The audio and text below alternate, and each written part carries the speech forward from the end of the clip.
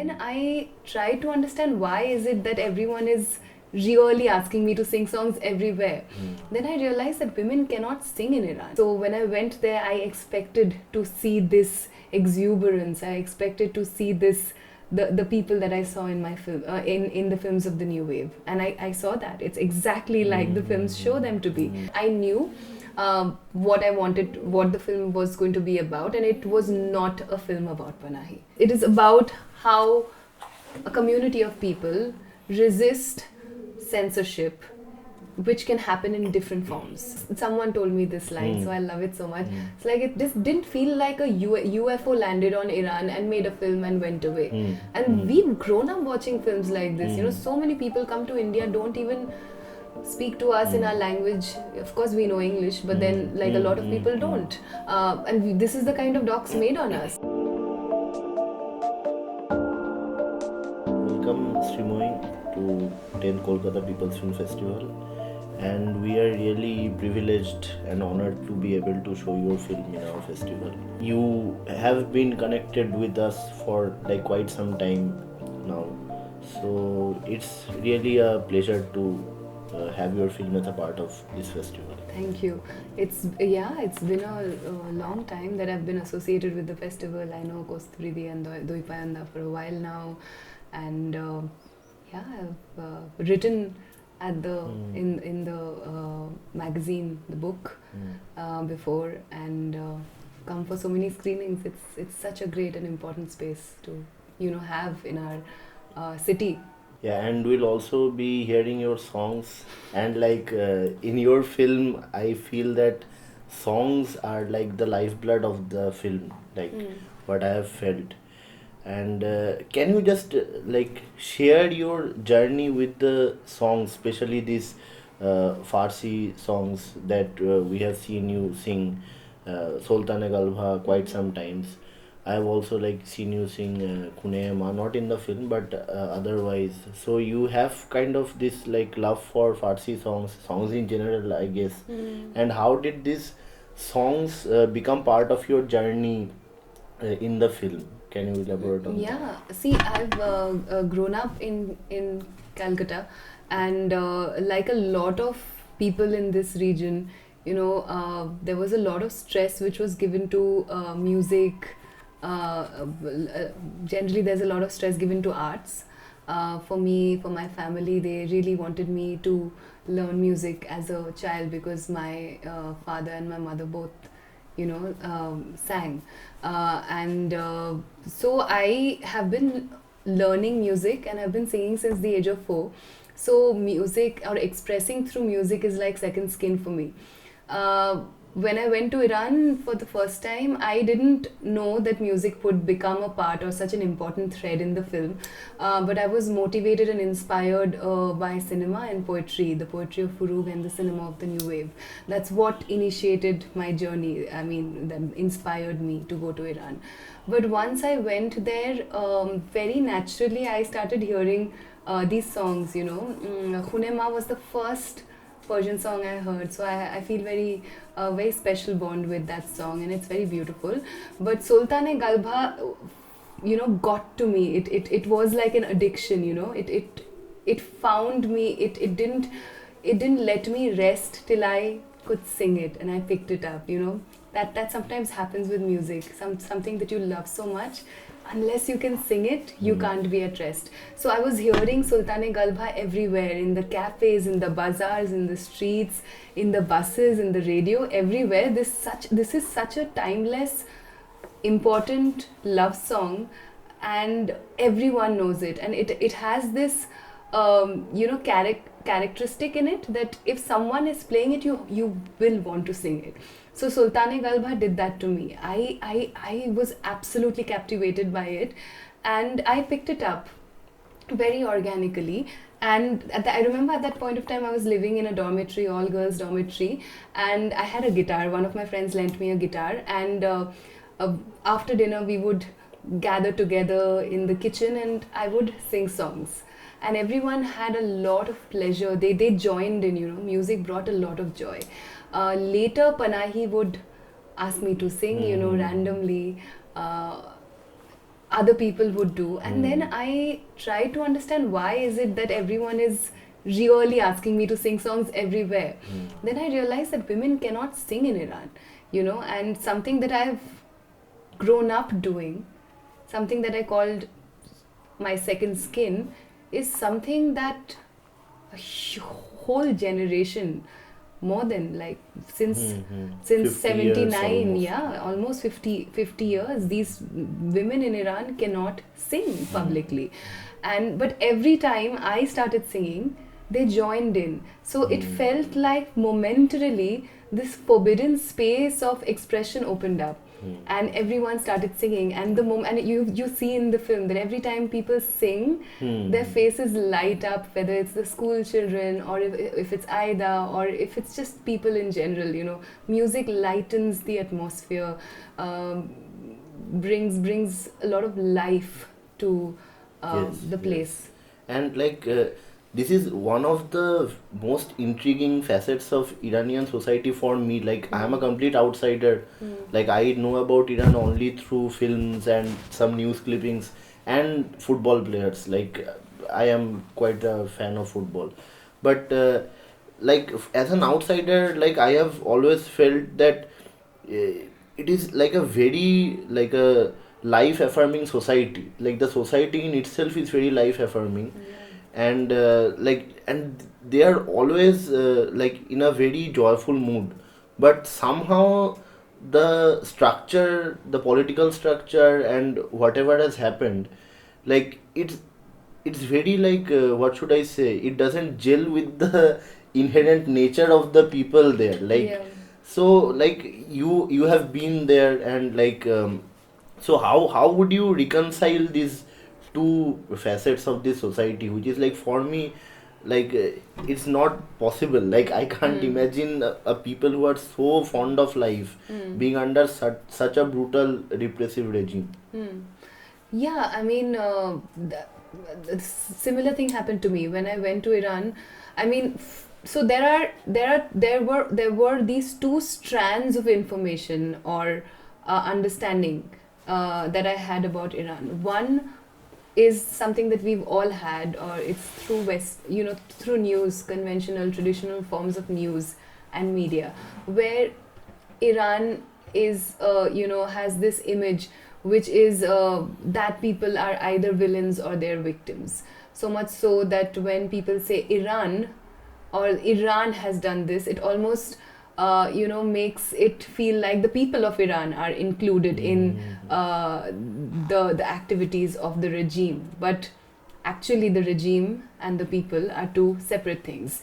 I had this idea which was very clear in my head, because my understanding of Iran, even in the early days, came through the new wave, which celebrated people and spoke about how life goes on despite living in a place where there's such stringent censorship, there's constant vigilance, and you feel like you're always being watched. You have to navigate censorship in every day, in every day life you were navigating it. So for me, I knew what to expect. The reason why I was going to Iran was also because I wanted to understand how people in a country like this have so much zest in living itself. For me, it was unimaginable because I went for the first time in 2015, and our country went through major changes in 2014. I felt attacked as a human being, as someone who wanted to write, who wanted to sing songs, who wanted to make films. So I honestly went there because I wanted to know how you can continue being inspired despite living in a condition which robs you out of the of your own lifeblood sometimes, robs you of all sources of inspiration. So that is why I went there.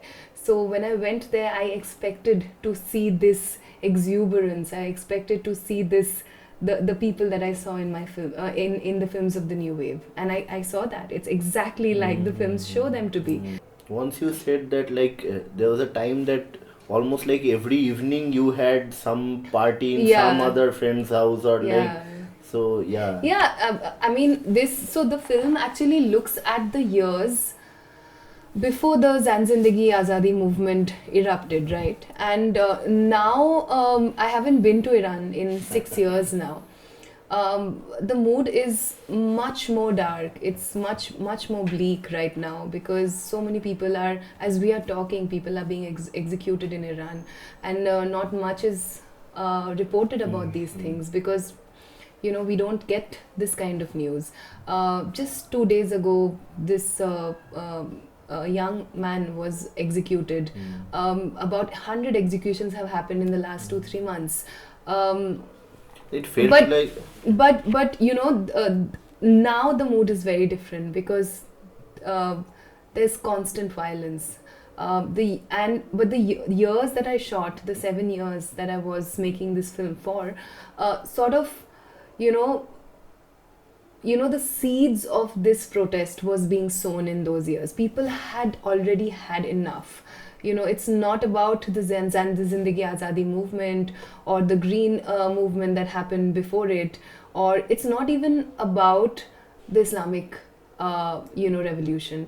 It's people were not happy even in the Shah's times, right? So people have been fighting for something as simple as basic human dignity that they don't have, and the fight will go on till the regime falls, till they have, or till they can reclaim their voice.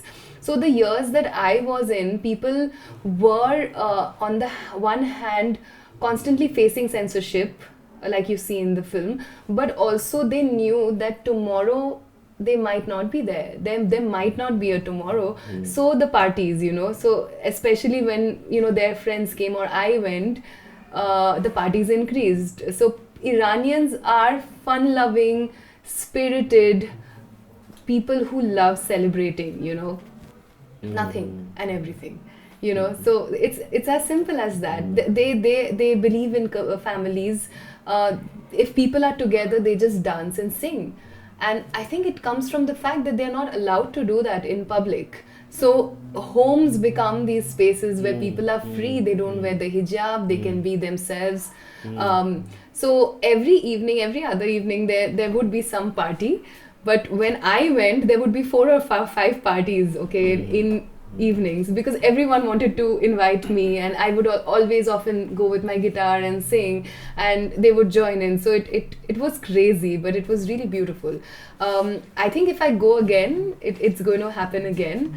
But I just think people are very exhausted and tired right now. You haven't been to Iran in the last 6 years, but I'm sure you have been in touch with the people there.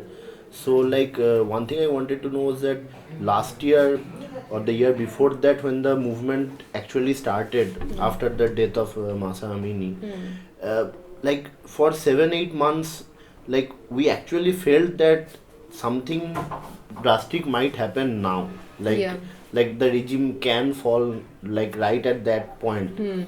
But now it has become okay, it's not happening anytime soon, but maybe the first domino has started to fall, and maybe it's the beginning of the end. But this beginning of the end thing has been going on for 10-15 years now. So how would you assess the situation now? See, what has happened right now, of course, the regime falling is, it's not so simple. It takes time. There is no opposition in Iran. That's another problem. That's another story. While I cannot give you a clear, I cannot say exactly what's going to happen in that front. What I can tell you has definitely happened is now nobody is disillusioned about the regime anymore. Even in my film, you see that there are some people who are brainwashed. You can see that sometimes they're speaking something or saying something which you clearly understand they're talking about the propaganda mechanism of the regime. It's not exactly what they believe in, right? Like the 2 men in the taxi who are talking about internal modesty, or this teenage boy who just turns around in his cycle and tells me, why is your hijab not on your head? You don't find people like that anymore. Everyone is clear that there is nothing good from this regime. So that brainwashing or that propaganda mechanism that was instilled in the mind of people, so much so that you could say that they are moderate or they actually believe in the ideas propagated by the regime, that class doesn't exist anymore. So everyone is united, everyone is protesting in the streets, because at the end of the day, school children were poisoned in schools, in classrooms.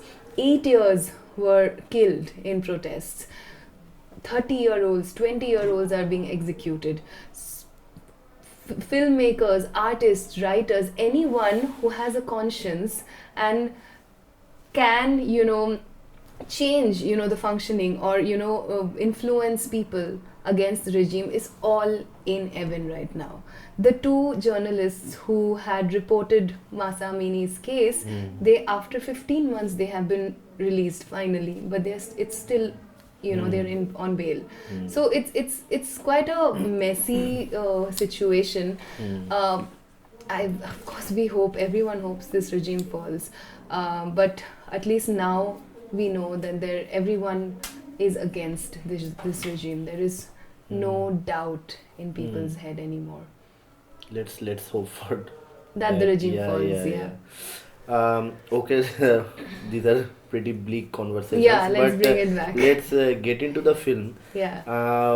So one thing, when I was thinking that like someone from Kolkata, a woman has decided to go to Iran to shoot this, I really wanted to know like the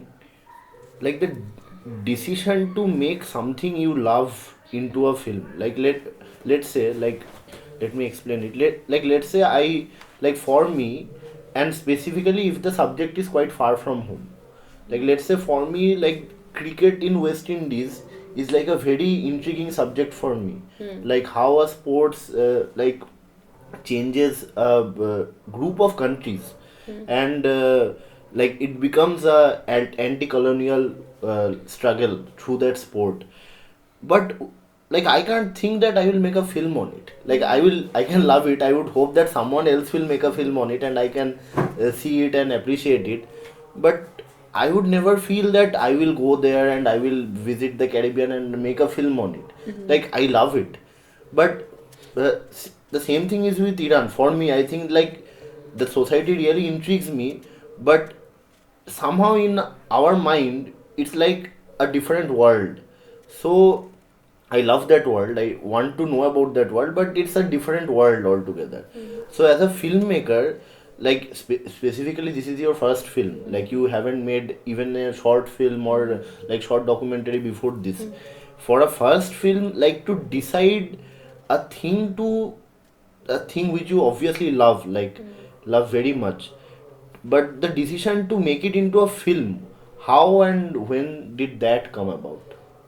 So when I first watched White Balloon, which was Panahi's first film, and soon after watched Where is the Friend's Home by Kiarostami, and read Sohrab Sepehri's poem which inspired the film, and then read Foroug's poems which inspired many films of the new wave. I did not feel this distance.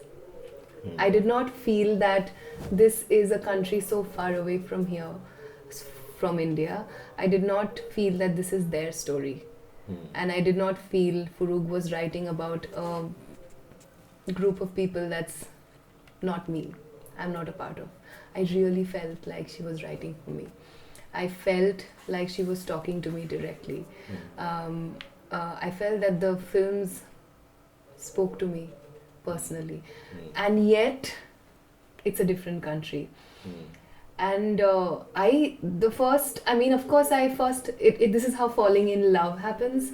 I have to say, maybe I just fell very hard in love, and the act of falling happened, and then the phase where you fall in love and you want to be enriched by it, that phase was happening. And then I realized that, oh yes, I really want to be enriched by Forough and the films and the filmmakers and everything this this thing offers me, this space of cinema and poetry offers me. And I realized that I want to go to Iran. And I want to go to Iran and sit by Furug's grave. I want to walk the streets that she might have walked. I want to meet the people that have inspired Kiarostami and Panahi to make films like this.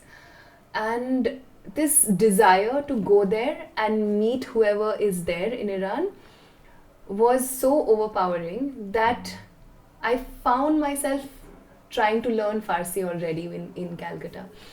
And then I realized that, I need to do research. And I need to do research in a way that has not been done before.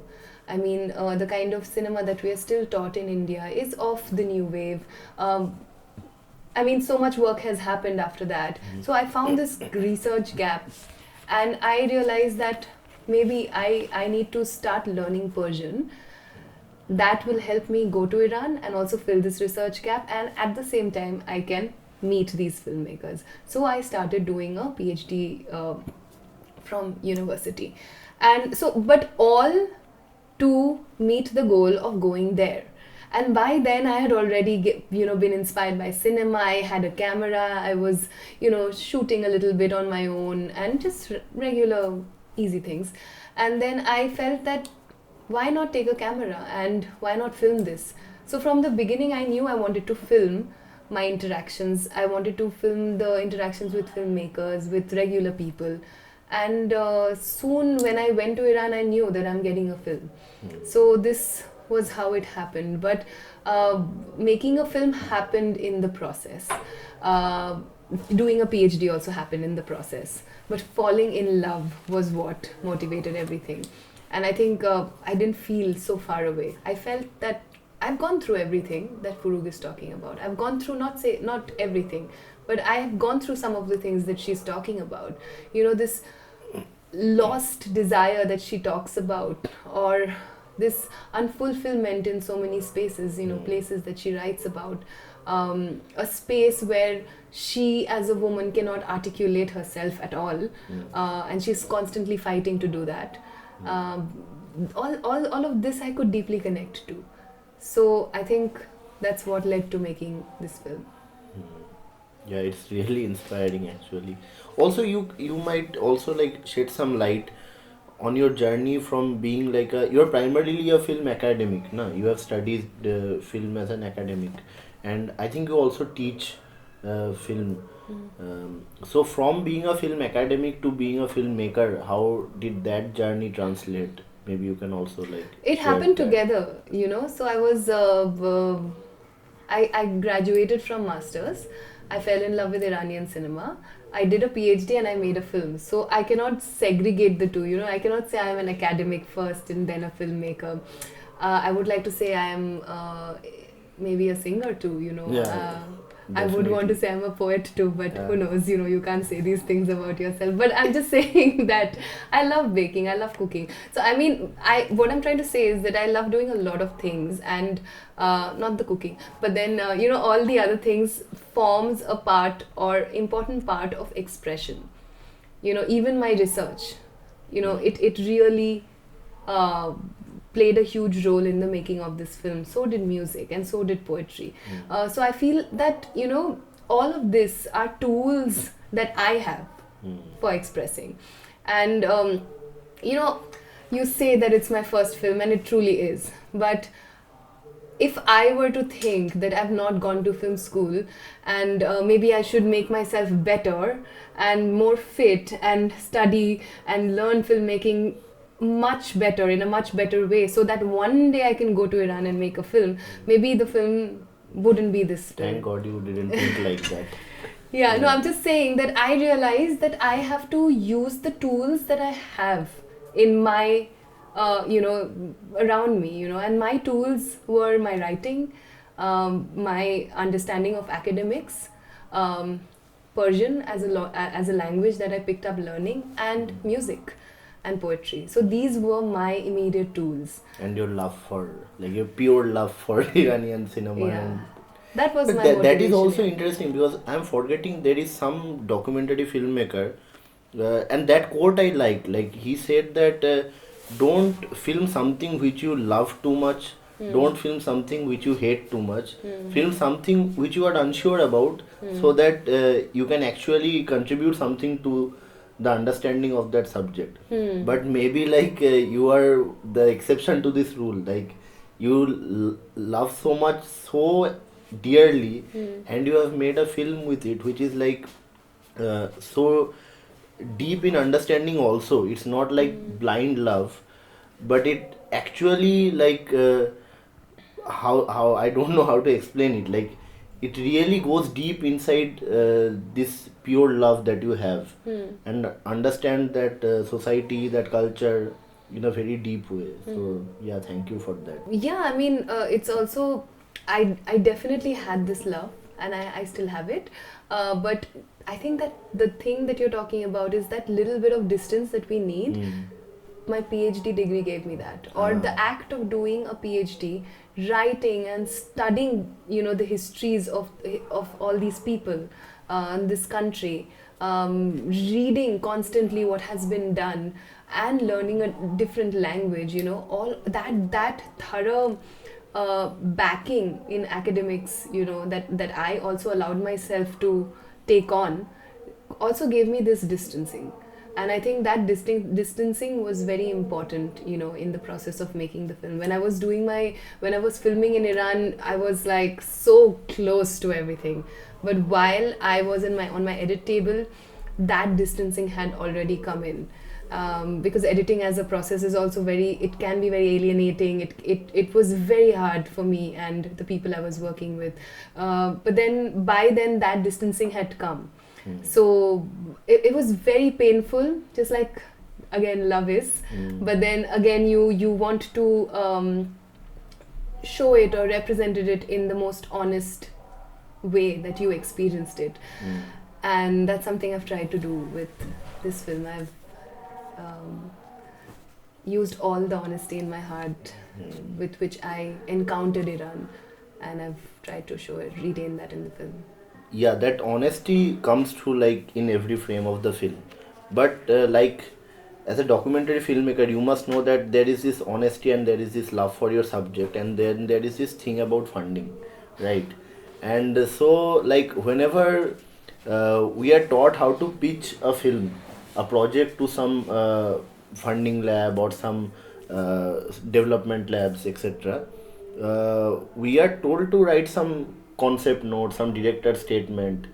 So, and generally we are told that if it's about a single theme or like one single character, or like something which can be expressed easily or through words, like within like 1,000 words or 800 words, whatever, then it's easier for people to like actually know what your project is.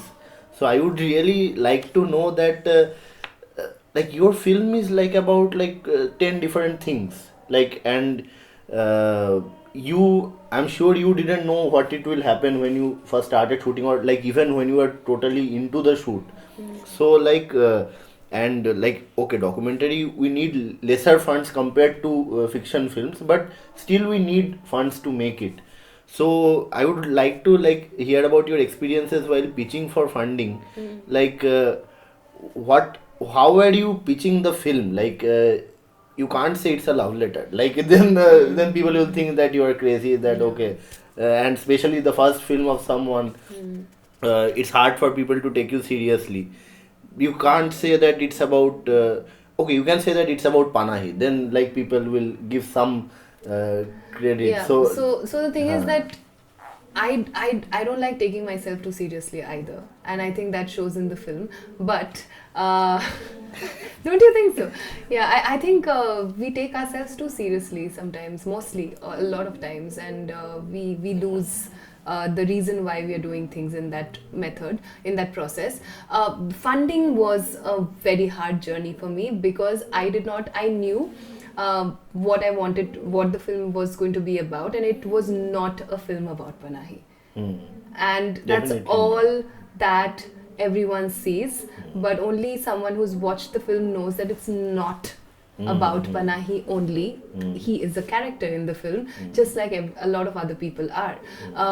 So henceforth, like you said, it has 6 7 characters, people who come speak. It's like a journey. Themes also, there are different themes There here. are there are themes, there are different themes, but it's, I wouldn't say it's about different things. It is about the singular uh, you know, thing. The thing is that it is about how a community of people resist censorship, which can happen in different forms.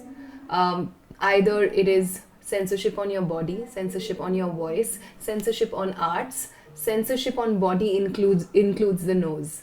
It is about censorship and how, as a people, as a community, you are finding and devising new, different methods of fighting against censorship and stealing out moments of freedom. This is what the film is about. To show this, I used different people, different practitioners like writers, filmmakers, musicians, Musicians. poets, to say how they navigate the censorship. And this was already too much for the funding bodies, basically from the West, who are only concerned about singular, at max 2 character stories. But The whole life, society can't be a character, like for yeah, the, but you know what? Life is not about 1 or 2 characters. You know, Arundhati's book begins with that. You know, it is, it cannot be about just 1 or 2 people. We meet so many people in the journey of, let's say in my journey of going to Iran, and for me each of those people added so much to my understanding of how people fight against censorship and how I should. So, you know, all of their stories were so important to me. In the end, we didn't get funding. We got very minimal funding, and a lot of people in the process came and told me, make the film about women and Panahi. Remove every other character, especially remove the elder people, you know, this Farhad's character. It doesn't fit. But for me, it fit. Because it's an essay film, it's a journey film, and it's my journey. I am also a character. So True. I did not listen to anybody. I made the film that I'm very, very proud of, and I didn't get money for it. And most likely we don't have sales yet. But also it is so important to tell this story because it's a South-South dialogue. Exactly, It's never been, exactly. it's not done enough clearly. And I didn't want to make a film which is saying the same thing about, the same things about Iran. So in Actually, Berlin, when we actually showed the film, a lot of Iranians came. And they and that was so important to me because I wanted Iranians to watch the film. The first screening opened up to a huge diaspora of Iranians, and they said, Sreemoyee, thank you for not making us victims. We ourselves now make ourselves victims of ourselves in our own films. So thank you for not victimizing us or making us villains like the West does. We've forgotten that we are like this. You know, we have so much resilience. We love celebrating. Thank you for celebrating us. And celebrating with yeah. us. And celebrating with us, yeah. This is the thing I really wanted to focus on, this thing that you said, na, South-South dialogue, that Yeah. this term has come in academia a lot recently. But this is actually a film which is that in process, like we can see that happening.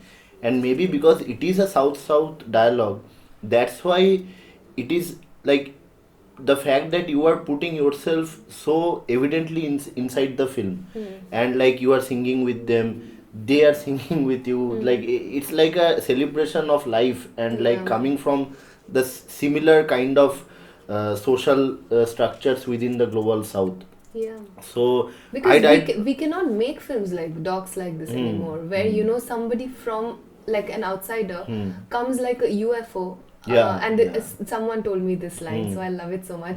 It's like it just didn't feel like a UFO landed on Iran and made a film and went away. And we've grown up watching films like this. You know, so many people come to India, don't even speak to us in our language. Of course we know English, but then like a lot of people don't. And this is the kind of docs made on us. And from the beginning I knew just one thing. I knew that maybe this won't be a polished film, but I knew that this is not going to be a film where I speak to people in English. I mean, that's why Persian is so important in the film. And I am told that no outsider has done this in Iran, where they've learnt Persian to make a film. So, had I known this, I would have pitched it like this, you know. I mean, now I'm coming to know all this. So maybe if you know something rare about your film, you should pitch it. But yeah. Just to like wrap up the whole thing, and really thank you for the film. And like can you tell us a bit about your like future plans? Especially like what I want to hear is that this is a film which you have stayed with you till like last 9 8 9 years at least, or even more than that, and you have like fallen in love completely with the subject. Like when you are making your next project, like don't you feel a little bit scared that like I have given so much to this, like can I fall in love with another subject all over again? Like I don't know if I can I'm making sense, but I am feeling that this is so close to someone's heart. Like how would you approach your next project? I feel filmmaking is a very intimate process for me, and unless I feel so strongly about something, I will not be able to make a film. But I have something in mind, and I've started work on it, and it is also something that is so intimate and personal. And I'm very relieved that I can keep falling in love this way. It is the feeling of falling in love is what keeps all of us going. Yeah. And so the next film is also going to be a very intimate, personal story, hopefully in Calcutta. But it's still, it's just brewing in my head, and hopefully it'll also be something that you like, Datta. Definitely, definitely. Yeah. But I think for everything else, what I wanted to say was that it's also, filmmaking is deeply personal and very demanding, and you know what I mean, right? So I don't think I can do it easily for everything else around me. I just can't casually make a film. So I think I would want to invest the next 3 or 4 years for something I deeply connect with, and something that moves me deeply. For everything else, I hope I can teach and earn some money. I hope I can do other things for money, but and hopefully the for your next film funding becomes a bit easy because of this film, and it has been doing brilliantly all over the world. So in different festivals. Hopefully. I don't know if I shouldn't say what I was going to say. Hopefully funding would become a little bit easy, but again, it's going to be a personal film, and I don't know how much market there is for personal films, but I don't want to think about that. I want to make my film.